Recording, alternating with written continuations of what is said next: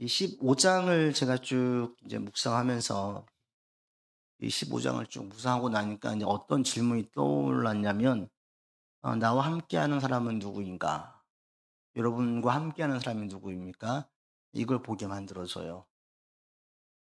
내가 옆에 있는 사람이 나와 계속 함께할 사람인가? 어떤 시기에? 위기 시기에. 다윗이 오늘 큰 위기를 당하거든요. 이때 이제 확연하게 나누어지는 거예요. 다윗과 함께하는 사람, 압살롬 편에 서가지고 다윗을 대적하는 사람. 이렇게 나누어지거든요. 나누어지는 걸 보게 되어지면 어떤 사람이 다윗과 함께 있느냐 이걸 살펴보면 우리가 어떤 사람과 친하게 지내고 어떤 사람과의 관계를 중요하게 여기고 살아가느냐 이것을 보게 만들어줘요.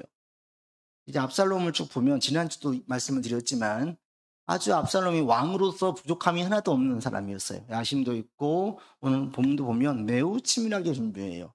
정치적으로도 또 전체 상황적으로도 모든 것들을 치밀하게 준비했어요. 한 가지 빠진 게 있다면 공의가 없다라는 거죠. 자기의 목적을 이루기 위해서는 수단과 방법을 가리지 않는 사람, 이게 압살롬인 거거든요. 이게 아주 치명적이었죠. 하나님께 쓰임받기에는 이 공의가 없다는 것은 아주 치명적인 거예요. 세상에선 그렇지 않습니다. 세상에서 악한 지도자들이 얼마나 많이 있습니까? 현재도 현존한 세계에서 악한 지도자들이 얼마나 많이 있어요. 그러나 하나님은 그런 사람들을 인정하지 않고 그런 사람을 하나님의 사람으로 쓰시지 않는다라는 거지요. 다윗이 이제 위기에 빠져 있을 때 압살롬은 무너지게 되어지고 다윗은 다시 한번 일어서게 되어지는데 이것에 대한 전적인 힘은 하나님에게 있고, 그런데 하나님이 다윗에게 그 믿음을 더욱 다윗이 붙잡고 있는 믿음으로 이기게 되고, 그런데 그 믿음이 다윗 혼자가 아니라 함께 했던 사람들이 있었기 때문에 이것들이 가능했다라는 거예요. 누가 함께 하느냐? 이걸 오늘 보게 되어지면 우리가 어떤 사람을 가까이 하고 어떤 사람과의 관계를 중요하게 여겨야 될지를 보게 만들어줘요. 자, 문제를 풀면서 한번 보십시다. 1번 같이 읽지요. 왕의 용서를 받은 압살롬은 왕에게 한 가지 부탁을 합니다. 압살롬에게 부탁한 내용은 무엇이며 왕의 용서를 받은 지 얼마 만에 부탁입니까? 1절 보시면 4년 만이었죠. 왕과 화해를 하고 14장 33절에 보시면 압살롬과 왕이 입을 맞춰요. 화해했어요. 다윗이 용서했어요. 다시 왕궁에 드나들게 했고, 압살롬은 이제는 방금 이제 같은 연금에 자유롭게 활기하게 되었어요. 활보하게 되었어요. 그리고 난 다음에 제일 먼저 했던 게 뭐냐면 왕노름하는 거죠. 15장 1절로부터 6절까지 왕에게 가는 사람들 자신이 대신 판결해주고 민심이 자기에게로 향하게 만들었어요. 그렇게 한 지 4년이 지났어요. 그러니까 4년 동안 이 일을 매일 했다라는 거예요. 꾸준하게 했다라는 거예요. 얼마나 이 끈기도 있고 인내력도 있고 성실하기도 합니까? 이 야심을 이루기 위해서 또 얼마나 치밀하게 준비해요. 그리고 이후에 얘기를 하면 청이 무엇입니까? 여호와 이름을 빌잖아요. 다윗을 완전히 속이는 거예요. 자기 아버지 다윗이 일생을 여호와를 의지하며 살아왔다는 것을 알고 있기 때문에 여호와께 서원했습니다라는 얘기를 꺼내면 다윗이 모든 것들을 그냥 별로 신경 쓰지 않고 넘어갈 거라는 것을 이 압살롬은 알고 있었어요. 그래서 다윗에게 이 얘기를 하는 거예요. 제가 왕에게 하나님께 서운한 게 있습니다 라고 얘기를 하는 거죠. 그게 이제 암논을 죽인 이후에 저쪽에서 피해 있을 때, 친정 자기 어머님 집에 가 있을 때, 거기에서 있을 때에 하나님께 서원했습니다 라고 이제 거짓으로 얘기를 해요. 8절 보시면 아람 구슬에 있을 때, 이게 이제 암논을 죽이고 외조부 구슬왕 달메에게로 도망쳐가지고 3년간 망명 생활했을 때, 그때거든요. 그때 제가 하나님께 서원한 게 있습니다 라고 얘기하는 거예요. 그리고 그것을 하기 위해서 어디로 가겠다고 이야기합니까? 보면은 9절, 8절에 보시면 여호와께 할 일이 있습니다. 7절 보시면 내가 헤브론에 가서 그 서원을 이루려고 합니다. 헤브론이라고 하는 곳을 딱 지정을 해요. 당시의 수도는 예루살렘이고요. 예루살렘이 성소였어요. 그런데 예루살렘을 놔두고 헤브론으로 가겠다고 얘기해요. 이것도 아주 압살롬이 치밀하게 생각을 한 거예요. 헤브론은 압살롬의 고향이기도 하고요. 그리고 이곳은 거기에서 다윗이 기름 부음을 받았던 곳이기도 해요. 의미가 있는 곳이에요. 다윗이 그랬던 것처럼 자기도 거기에서 왕으로 선포하고 기름 부음 받으려고 하는 거고요. 그 다음에 원래 헤브론이 수도였다가 예루살렘으로 옮겨져 왔어요. 자연스럽게 헤브론은 조금 그 경제나 모든 면에서 힘이 약해지겠죠. 반면에 예루살렘은 강해지겠죠. 그런데 압살롬이 다시 헤브론에 와서 왕으로 된다. 그러면 여기는 다시 힘을 얻는 거고, 헤브론 사람들이 다윗이 아닌 압살롬에게로 마음이 향하기가 너무 좋은 거예요. 왜? 다윗은 헤브론을 좀 이제 멀리 했기 때문에 헤브론에 있는 사람들은 다윗을 볼 때 서운할 수 있어요. 그럴 때에 압살롬 여기서 왕이 되어지고 나아가면 이게 부족할 게 없는 거죠. 좋은 거예요. 호감을 살 수 있는 부분이죠. 그래서 헤브론이라는 곳을 지정을 해요. 그리고 2번 보시면 이게 얼마나 치밀하게 준비했는지를 알 수 있는데 2번 같이 봅니다. 헤브론으로 간 압살롬이 행한 일은 무엇입니까? 압살롬의 청을 받은 사람은 몇 명이며 이들은 압살롬의 계획을 알고 있었습니까? 10절로부터 보시면 첫 번째 10절 압살롬이 정탐을 이스라엘 모든 지파 가운데 보냈어요. 왜 보냈습니까? 전체의 민심을 파악하는 거예요. 이게 지금 압살롬이 이런 부분에 대해서 정치적인 감각도 있어요. 그렇게 했어요.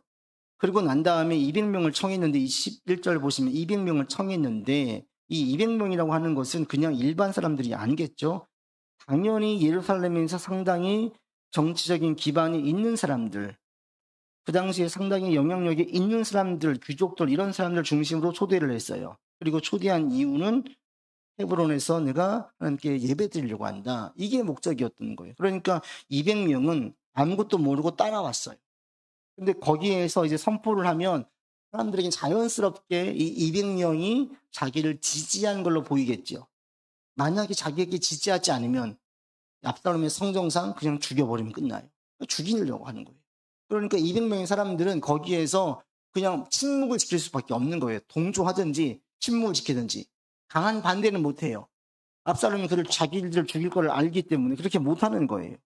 그래서 예루살렘에서 떨어진 헤브론에서 약 한 30km 정도 떨어져 있는데요. 헤브론에서 거기에서 왕으로 선포를 하고 귀족들 200명과 함께 있으면서 자기를 높이고 그러면서 거기에 있는 사람들은 자연스럽게 다윗이 아닌 압살롬을 추앙할 것이고 그러면 거기에 있는 모든 사람들은 압살롬을 지지하는 걸로 보여지게 되어지고 이게 이제 예루살렘에 소문나게 되어지면 바뀌어지는 거예요.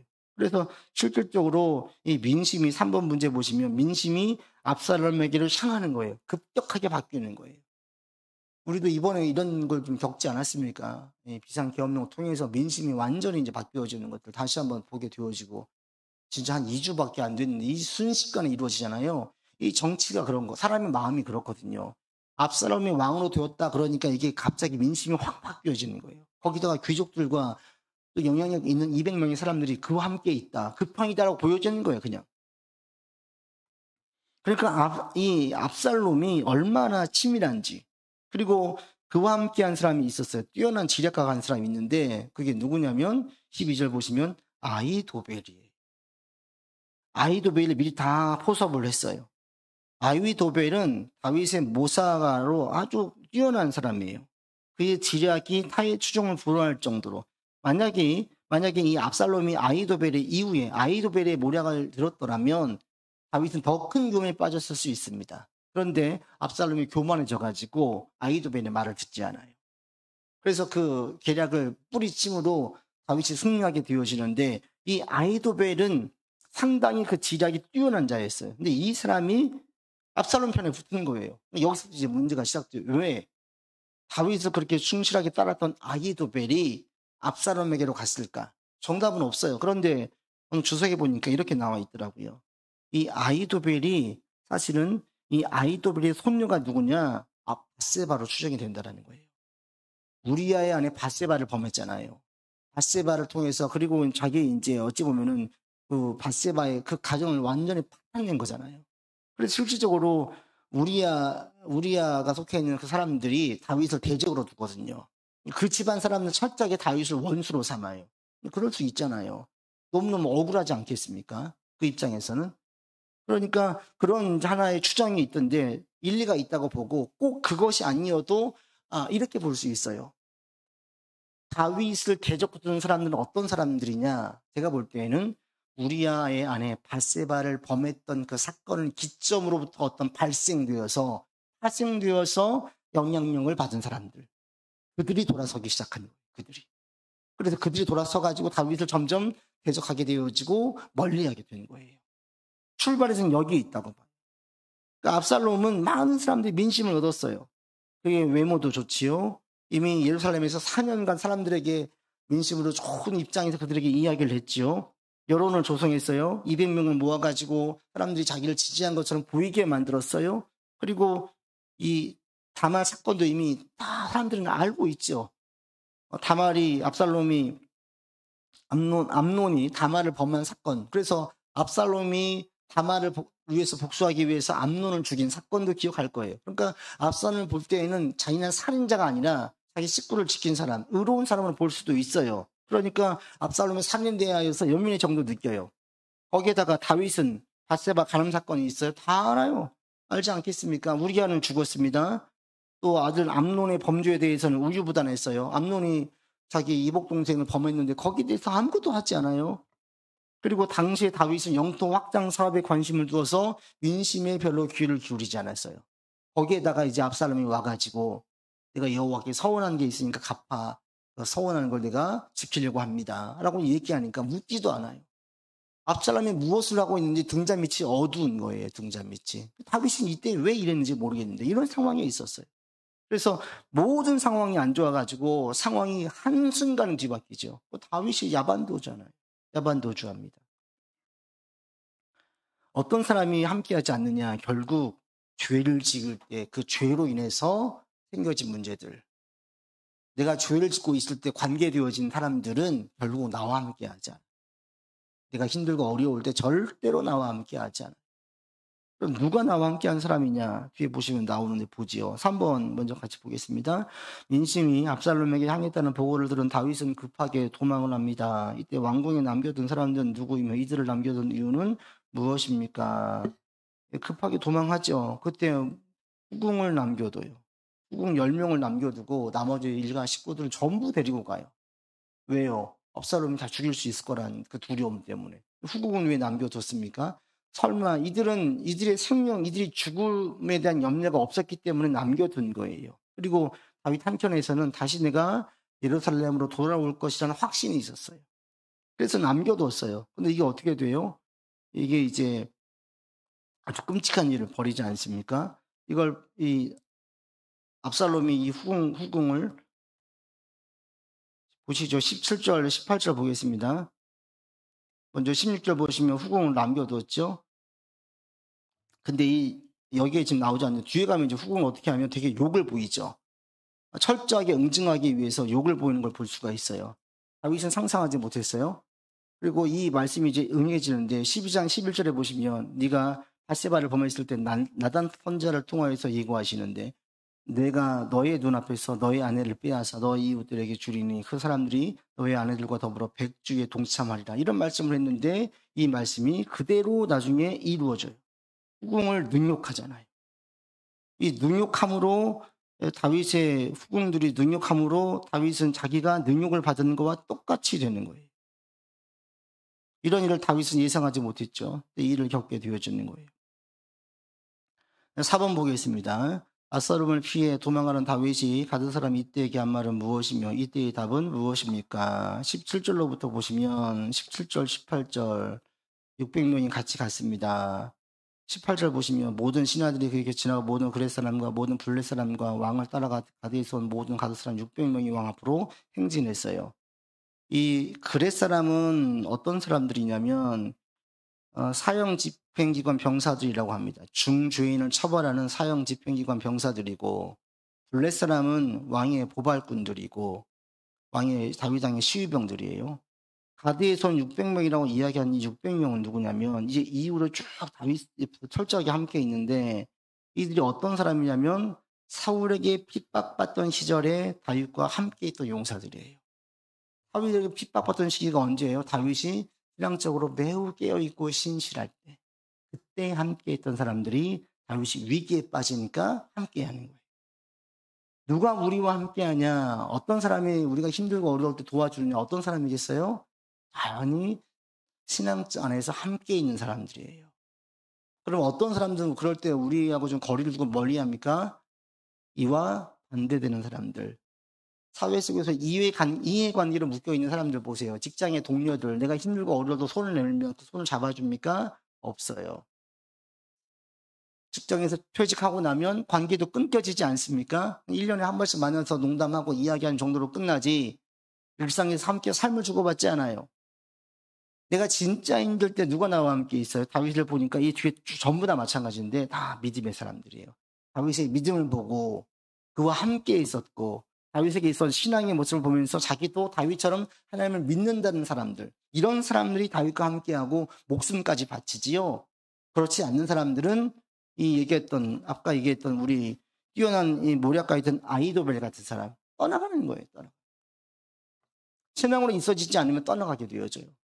제가 교회도 쭉 다니면서 사역을 하면서 장례를 참 많이 치르잖아요.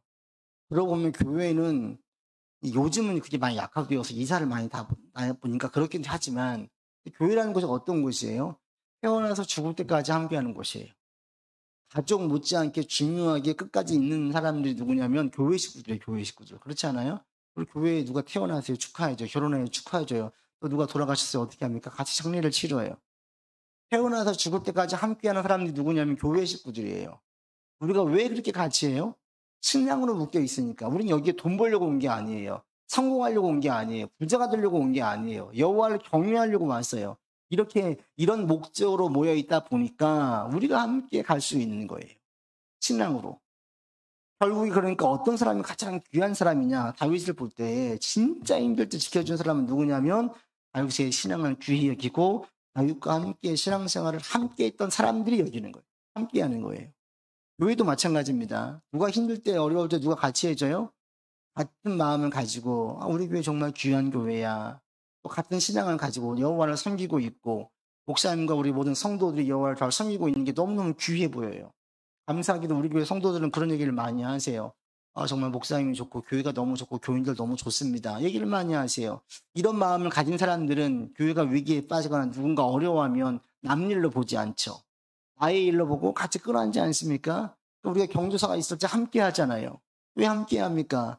그리스도 안에서 한 식구로 보니까 그러는 거예요. 고마운 거예요. 감사함이 깔려 있는 거예요.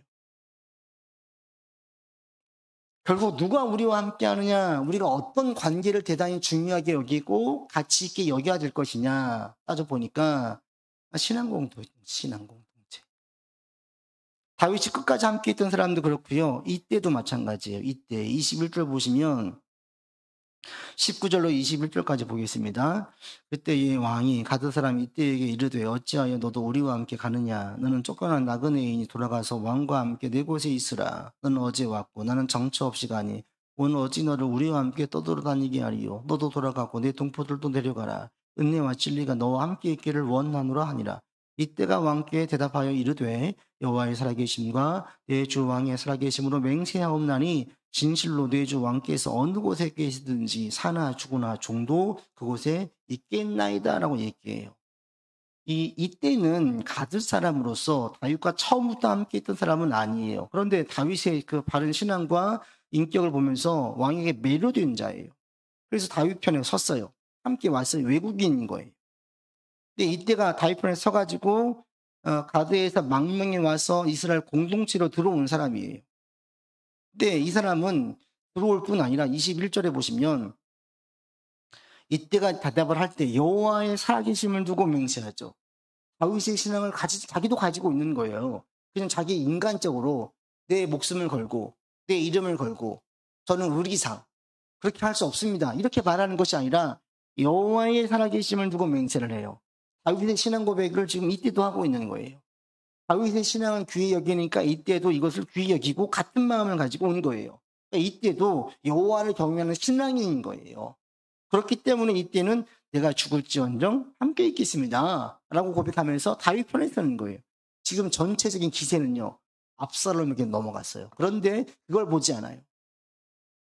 그래서 이때가 함께 있게 된 거예요. 그 이후에도 마찬가지입니다. 5번 보시죠. 법궤를 메고 자신을 기다리는 사독과 레위 사람들이 다윗은 뭐라 말합니까? 이렇게 말한 이유는 무엇입니까? 자, 24절로 26절까지 읽겠습니다. 보라, 사독과 그와 함께한 모든 레위 사람도 하나님의 언약궤를 메어다가 하나님의 교회를 내려놓고 아비아달도 올라가서 모든 백성이 성에서 나오기를 기다리도다.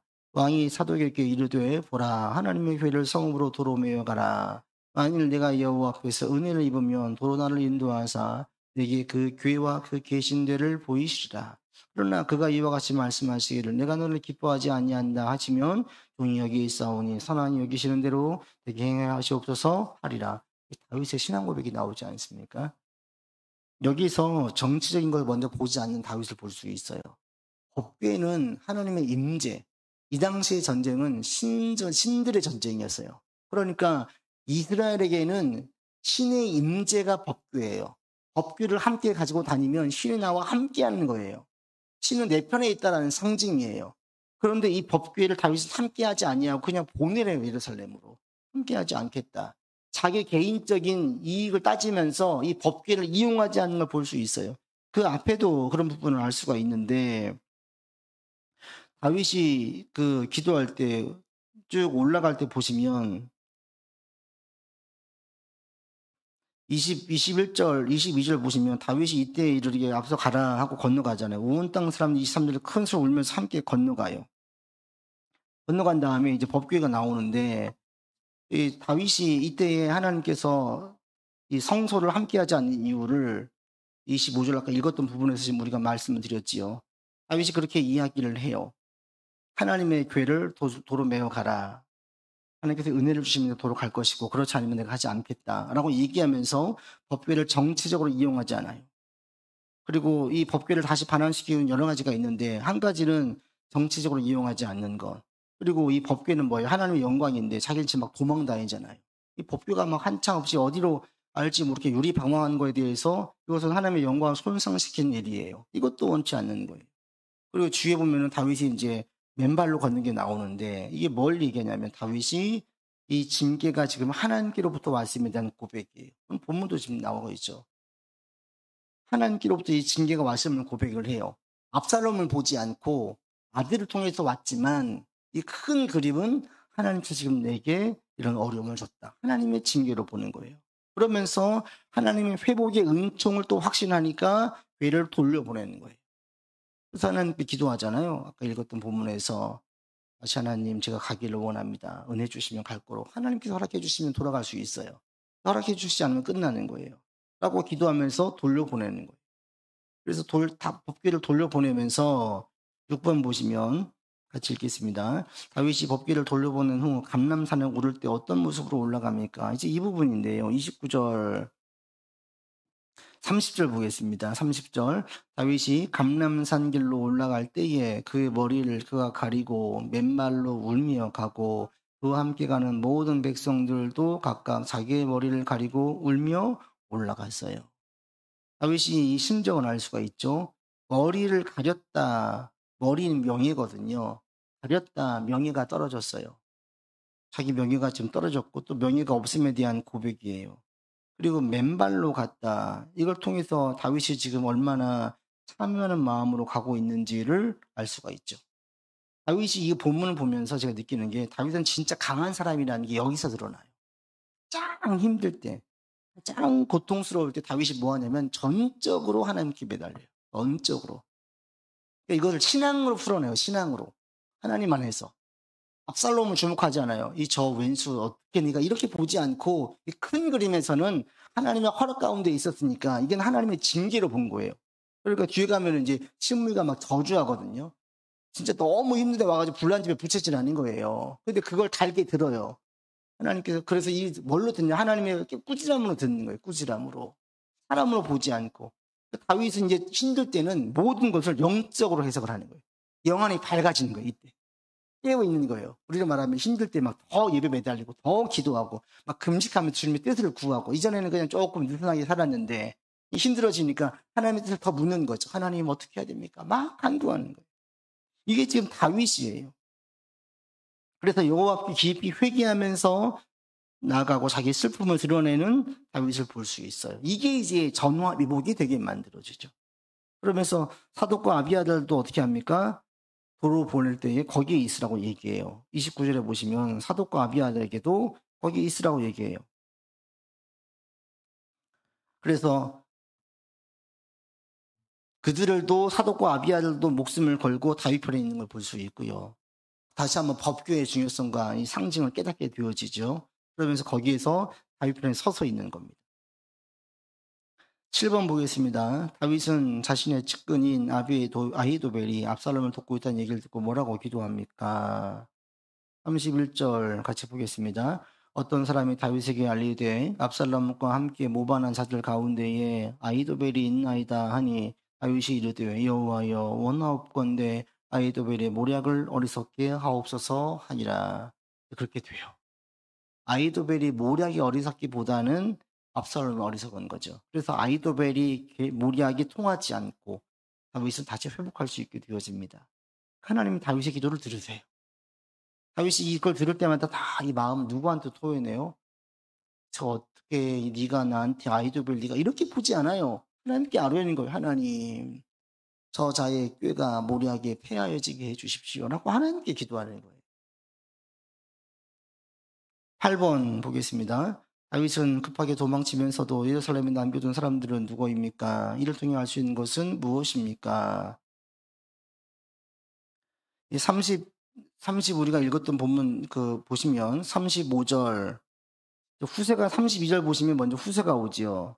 같이 읽겠습니다. 다윗이 하나님을 경배하는 마루터에 이를 때에 아랫사람 후세가 옷을 찢고 흙을 머리에 덮어쓰고 다윗을 맞으러 왔어요. 그러면서 33절과 34절 읽습니다. 다윗이 그에게 이르되 너가 만일 나와 함께 나아가면 내게 누를 끼치리라. 그러나 너가 만일 성읍으로 돌아가서 압살롬에게 말하기를 왕이여 내가 왕의 종이니이다. 손에는 내가 왕의 아버지의 종이었더니 이제는 내가 왕의 종이니이다 하면 너가 나를 위하여 아히도벨의 모략을 피하게 하리라라고 얘기를 해서 다시 돌려보내요. 그때에 같이 돌아가요. 그래서 이 후세도 왕의 편에 서요. 후세가 누구냐면 아주 오랫동안 다윗과 함께했던 사람이에요. 친구 이상으로 왕의 정책 결정에 상당 부분 관여했던 이 모사가로 보여요. 근데 이 사람이 힘들 때 결정적일 때 후세도 다윗과 함께하는 거예요. 그러니까 뭘로 맺어지는 거예요? 우리 아니에요. 정 아니에요. 신앙으로 맺혀지는 거예요. 신앙. 이런 사람들이 진짜 진국인 거예요. 여러분도 이런 사람들이 있기를 바라고 이런 사람들 귀히 여기기를 바랍니다.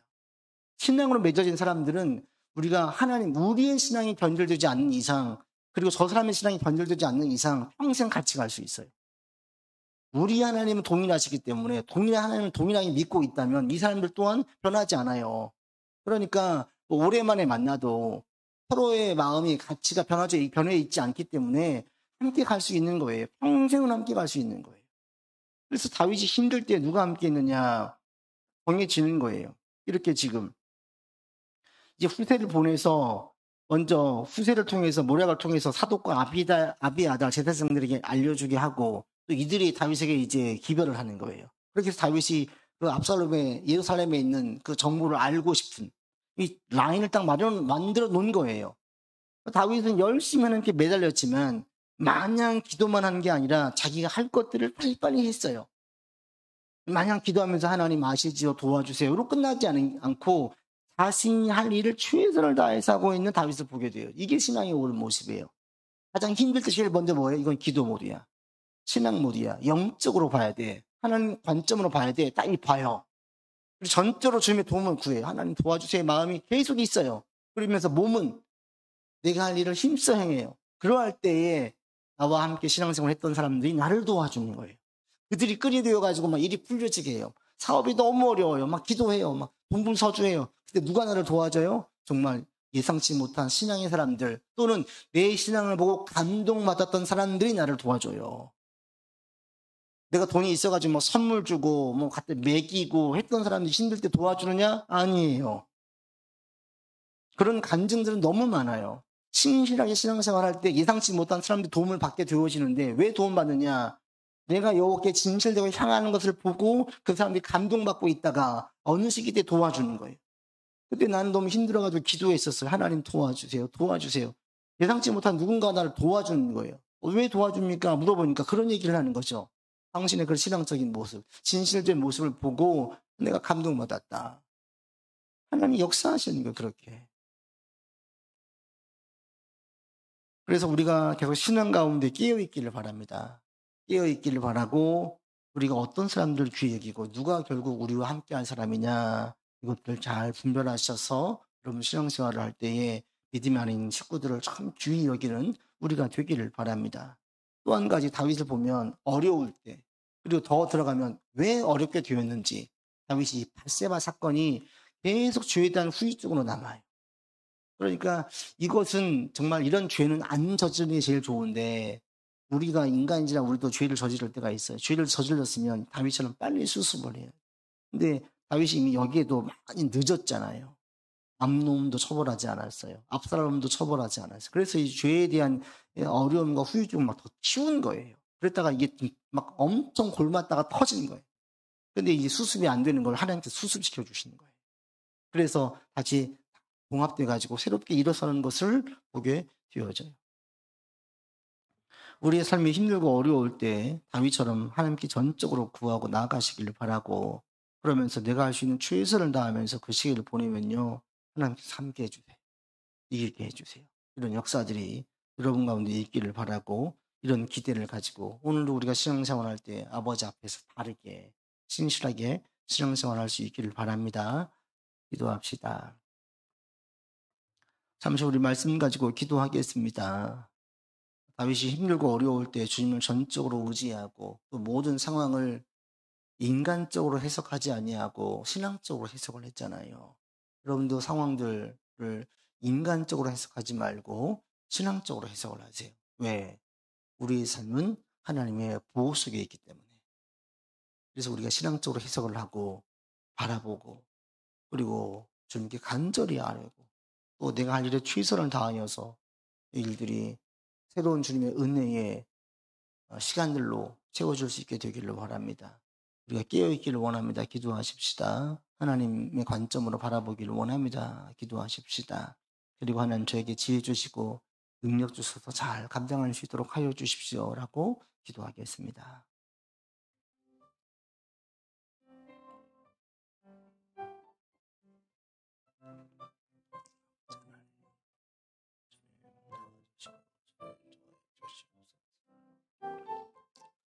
아버지 하나님 지켜주시고 전도해주시고 우리가 힘들고 어려울 때로부터 주님께 기도하고 신앙의 관점으로 주님 인도하여 주시옵소서. 아버지 믿음으로 나가게 해 주시옵소서. 하나님 믿음으로 나가게 하여 주시옵소서. 아버지 하나님 우리에게 믿음을 더하여 주시옵소서. 하나님 우리가 영적으로 바라보고 해석하게 인도하여 주시옵소서. 하나님의 지혜를 주시옵소서. 하나님 주의 마음을 더하여 주시옵소서.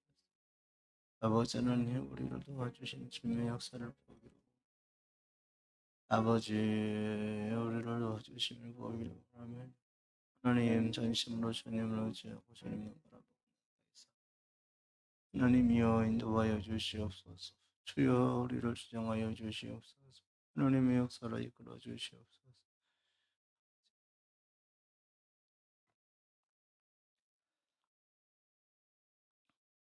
이제는 우리 구주 예수 그리스도의 은혜와 한이 없으신 하나님의 사랑하심과 성령의 교통하심과 교제하심이 전심으로 여호와를 구하고 주님을 의지하면서 나아가기를 고백하는 주의 백성들 위에 또 함께 신앙생활하는 귀한 지체들이 얼마나 귀한지를 고백하며 함께 신앙생활하는 모든 삶과 사역 위에 이제로부터 영원토록 함께 계시기를 간절히 축원하옵나이다.